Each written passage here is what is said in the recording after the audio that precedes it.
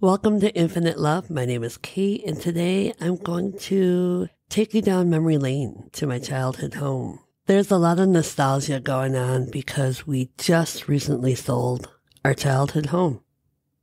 My dad had asked me to go pick up a package from our old neighbor, and after work I stopped by and realized there was no for sale sign out in front of the house.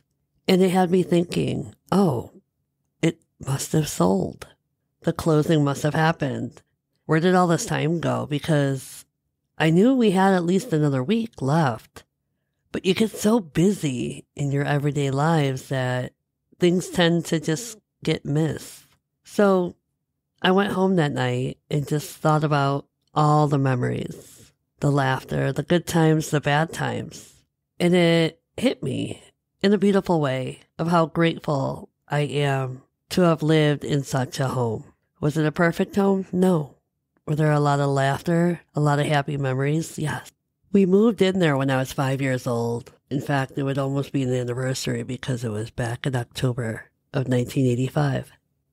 When I think of this home, in all the years spent in it, the memories, the good, the bad, the upgrades, the downgrades, it feels similar to a self-healing journey.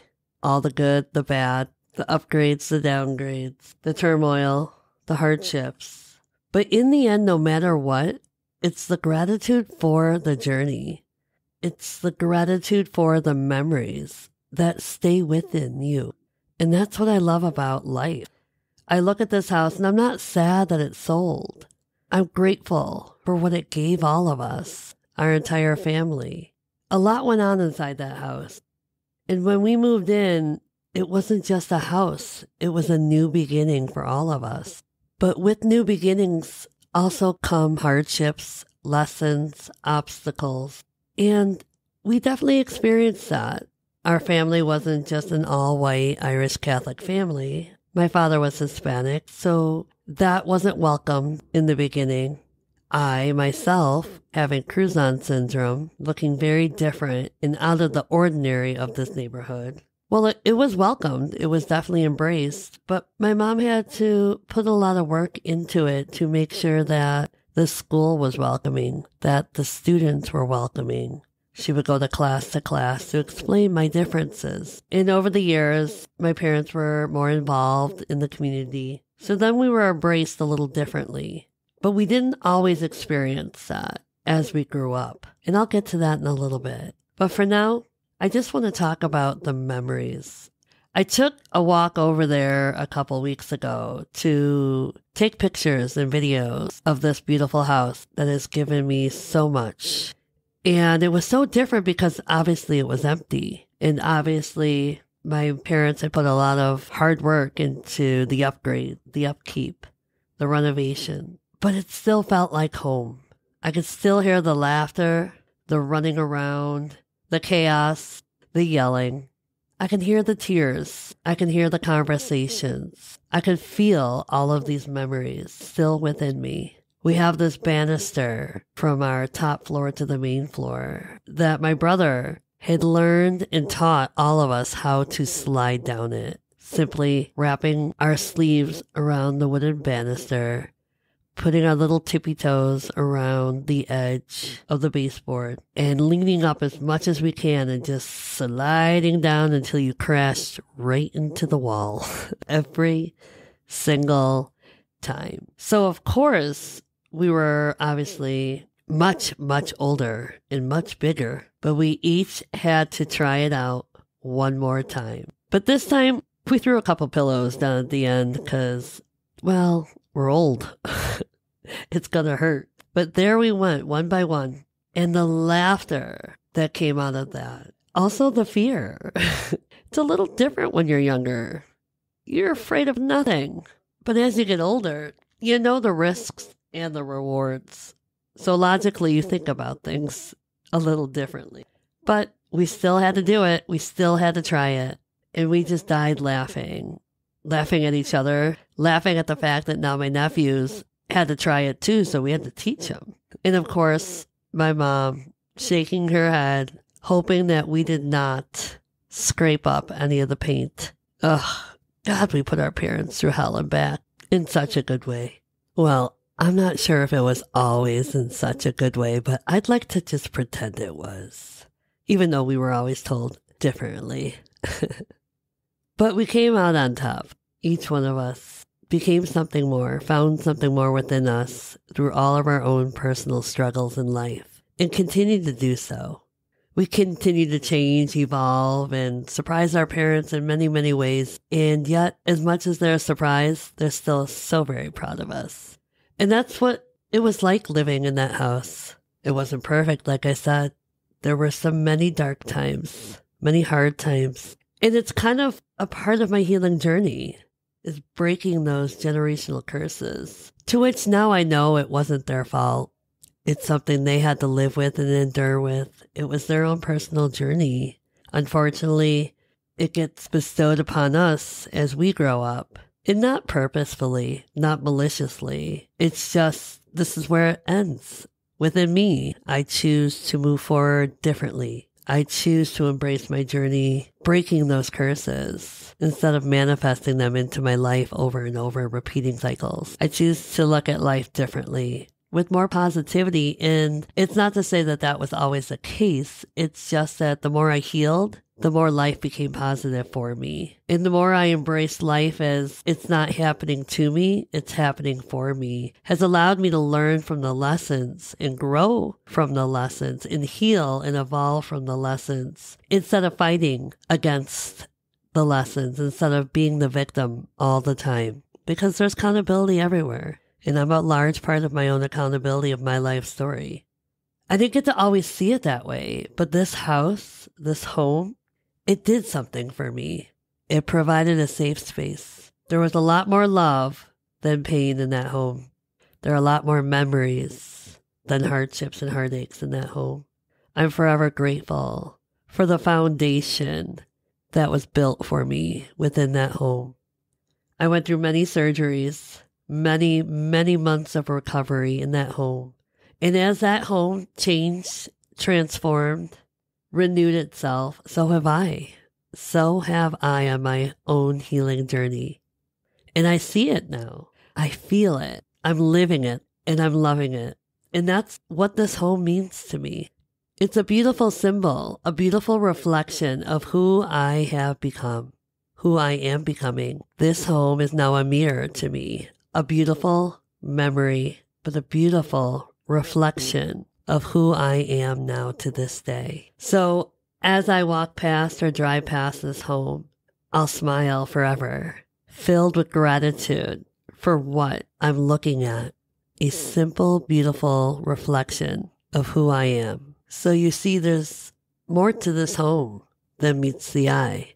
There's memories, there's stories, there's laughter, there's heartache, there's chaos, there's celebrations, there's deep reflection, there's loss, there's foundation, there's growth, there's healing, there's turmoil, there's sadness, there's pain, there's grief, there's obstacles, there's laughter, there's joy. They're all memories. They're all memories I get to take with me wherever I go on this journey. And I will take with me. I'm grateful. I'm grateful for the many, many, many years I got to spend in that house. That house was just a simple house when we moved in, but it became so much more by the time we left. A lot of neighborhood friends coming over to swim, a lot of block parties, a lot of pitching the tent in the backyard and hanging out with friends, feeling like we were always on an adventure. And we were. We lived the ultimate childhood. We didn't live with a lot of money. In fact, we were considered somewhat poor. But we never felt poor. Growing up, we always felt like we had everything because it was within our foundation of our family, the love that we had. I know at times we probably struggled with that, with our image. And we never really should have had to because we were lucky. We were lucky with the love we were given. The opportunities, the adventures, the imagination, the exploration. We got to live in an era where you got to stay out all day until the streetlights came on. We were inventive, imaginative. We would explore our neighborhood, like a scene out of a movie, finding our own adventures in Never Never Land. And it's so different now for kids these days, living within technology. They don't get to have the dreams and the adventures and the imagination like we do. And it's a shame because I love that adventure. I love those storylines, the creativity, the exploration, playing sports, being kids, wrestling on the grass in front of the homes, getting yelled at, and my mom making sure she opened all the windows to make sure all of the neighborhood could hear that we were in trouble. You see, my mom always made sure that we held accountability for our actions. She was the type of parent that blamed us first before blaming anyone else. She made sure that we were accountable for who we were and the choices we made, and to be apologetic. We couldn't get away with anything, no matter how hard we tried. And we tried. But eventually we caught on that we just weren't that lucky. My mom was, I'm pretty sure she was a secret spy in another lifetime. She can hear beyond words when not spoken. She can see beyond the darkness. And she had this intuition that knew when we were in trouble and that we were probably the ones that caused the trouble.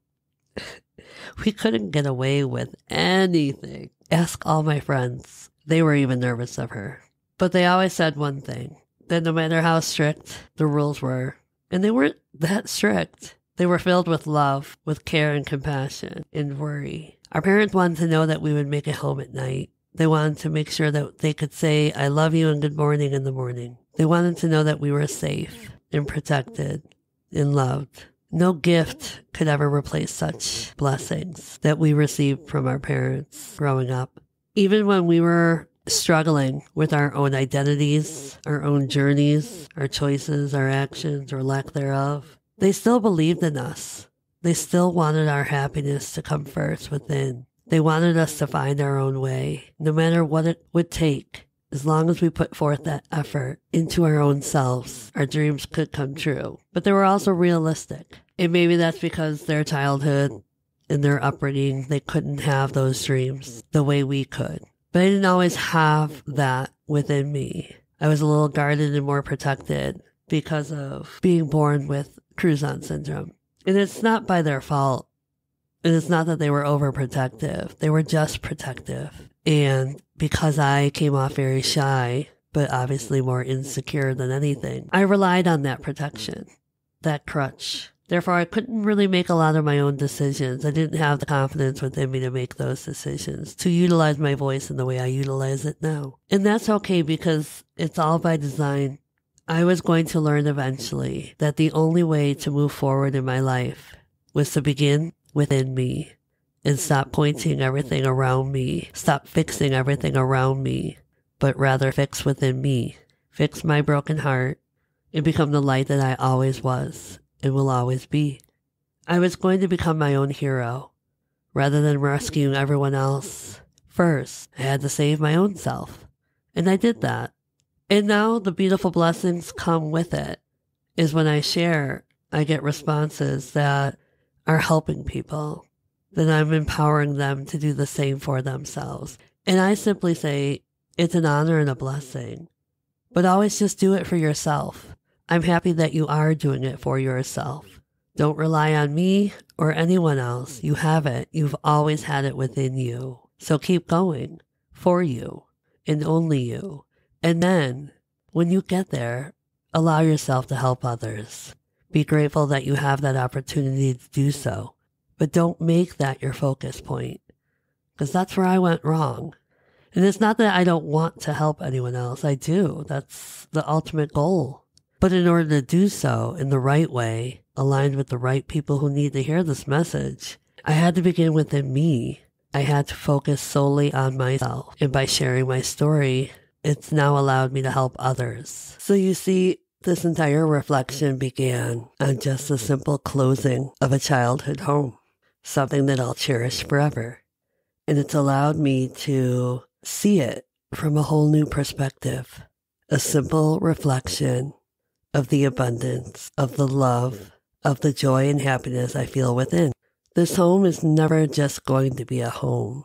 It's a time capsule, holding all the beautiful memories, learning and growing and evolving from. It's a stepping stone. Although one chapter closes, a new one begins. And I told my dad that the other day. I told him what blessings. It's not sadness, but happiness, as this home gave us so many memories. And now that that chapter is ended, a new one begins. And how exciting it is for them to start something new within a new home, making new memories to which they already have begun. Makes me happy for them. I love to see the positivity in all of it because it brings such joy and positivity to me. So here is to a new beginning, a new chapter in life. I can't wait to see what comes, and I'm beyond grateful for what was and will forever hold in my heart and soul.